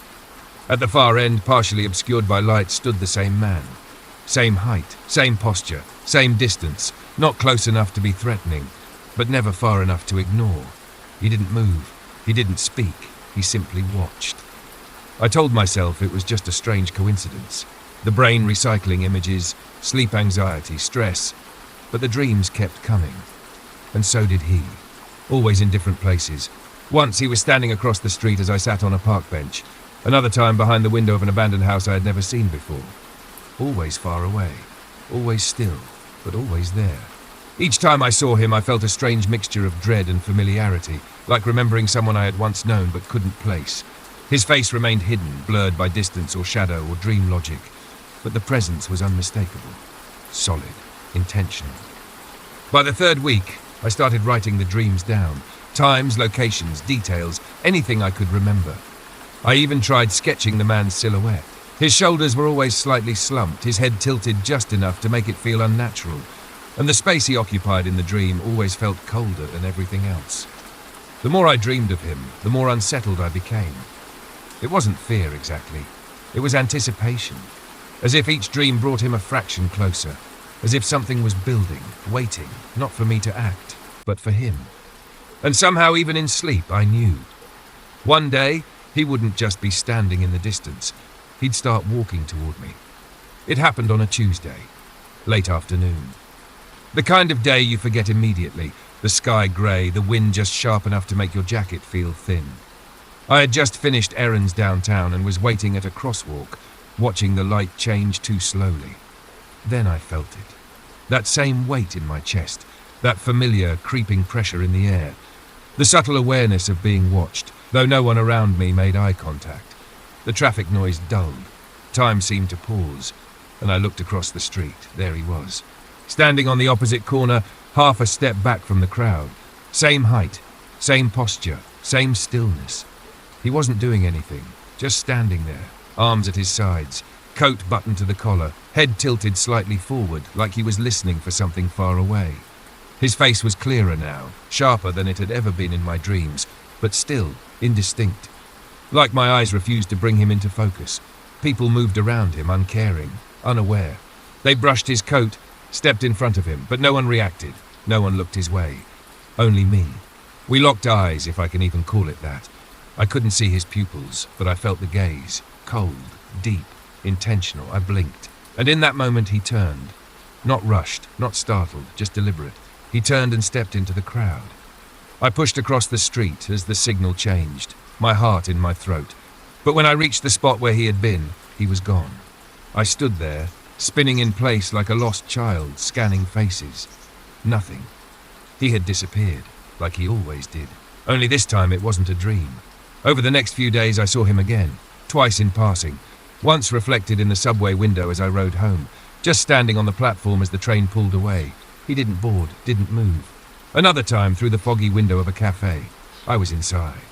He was outside across the street, watching, always watching. Each time, by the time I looked back, he was gone. I stopped sleeping well.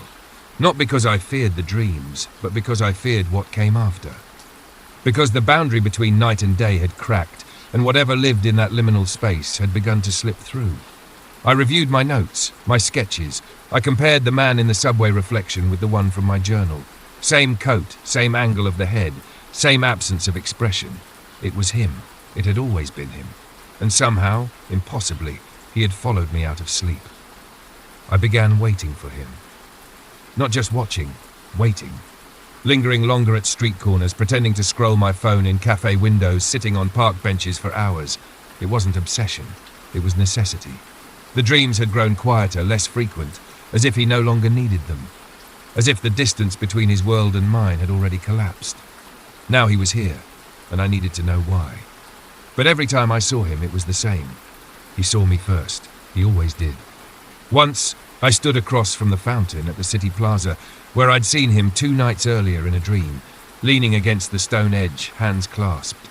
This time, I waited for over an hour. Then he appeared. No footsteps, no build-up. Just there, standing a few yards from the exact same spot. I stayed still, barely breathing, and without turning his head, without shifting his feet, he knew I was there. He looked directly at me. I blinked, frozen by his stare. He turned, stepped behind a passing group of tourists and vanished. Another time I spotted him reflected in a boutique window. I was inside. He stood just outside, beside a street lamp.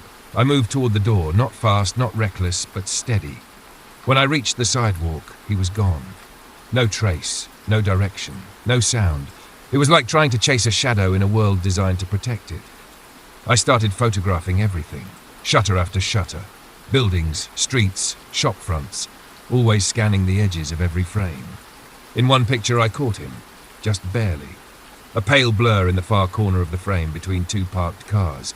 The resolution was poor, distorted by motion and light, but the shape was unmistakable.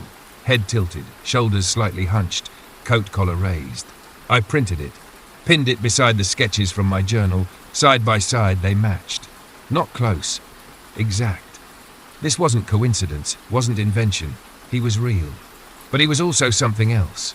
Because in every dream he stood still. But in every sighting, every appearance in waking life, he had moved. Always just out of reach, just ahead of me. Just far enough to remind me that I wasn't the one following him. He was leading me. And the worst part, I didn't know where he was taking me. But some part of me, the part that still dreamed, had already decided to go. I dreamed again last night. For the first time in weeks, he returned to me not through reflections or street corners, but in sleep, where it all began. Only this time, the dream was different. Clearer, sharper. Too detailed to feel like a dream at all. I was back in my apartment, though it wasn't exactly mine. The edges were too crisp, the lighting too still, like someone had recreated it from memory. I stood in the center of the room, barefoot, heart steady, breath quiet. And I wasn't alone. He was there. Not in the corner, not across the street, not hidden behind glass. He stood 6 feet in front of me, close enough that I could see the stitching on his coat, the scuffed leather of his shoes, the faint smear of dried mud on the hem of his trousers. His face was still unclear, still soft around the edges, but not because of distance. It was as if my brain still refused to see him fully, like it was protecting me. He didn't move at first, neither did I. But then he stepped forward. 1 step, then another. Slow, measured, soundless. I wanted to back away, but I couldn't move. My limbs were heavy, my breath was gone. The room pulsed with something unseen. His presence filled it like smoke. He stopped an arm's length away and stared. Not threatening, not kind, just present. Like he had been waiting for this moment longer than I had been dreaming. Then he reached out. His hand didn't touch me. It hovered just inches from my chest, fingers spread, palm facing inward, like he was feeling something, reading something, taking something. And then I woke up, in my bed, in the dark. The clock on the nightstand blinked, 3:43 a.m. I sat up, disoriented, drenched in sweat. The room was quiet, but something felt wrong. The air was colder than usual, and the faint smell of wet earth clung to the sheets. I swung my legs over the edge of the bed and froze. There, on the hardwood floor, were muddy footprints, leading from the window to where I now sat, small, precise, not mine. I followed them with my eyes. They ended at the foot of my bed, then disappeared. I checked the window, locked. No sign of forced entry, nothing out of place, except for the footprints and the coat. My coat, folded neatly on the chair across the room. Only, it wasn't mine. Not the material, not the cut, not the color. It was his. and it was dry, like it had never been in the rain at all.